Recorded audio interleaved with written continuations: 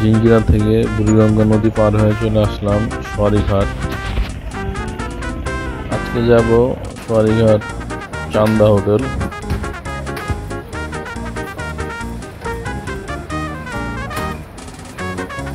সওয়ারিঘাটের চান্দা হোটেলে একটা দুধ নান পাওয়া যায়, এই দুধ নানটা খুবই সুস্বাদু।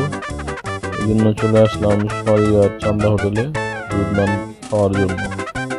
10টা থেকে 12টার মধ্যে আসলে পেয়ে যাবেন এই দুধ নানটা টাটকা, তখন দুধ নানের স্বাদটা অনেক ভালো থাকবে।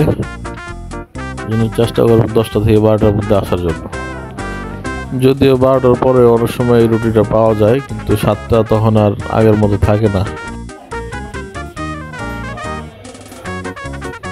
আমি আজকে নিয়ে নিলাম একটা দুধ নান, সাদিয়া দুধ নান খাওয়ার জন্য।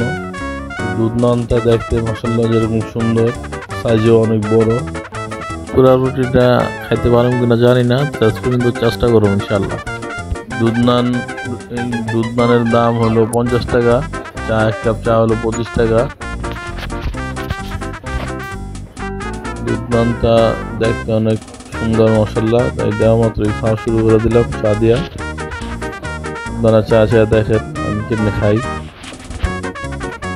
আপনারা চাইলে দুজনে মিলেও একটা রুটি খাইতে পারবেন।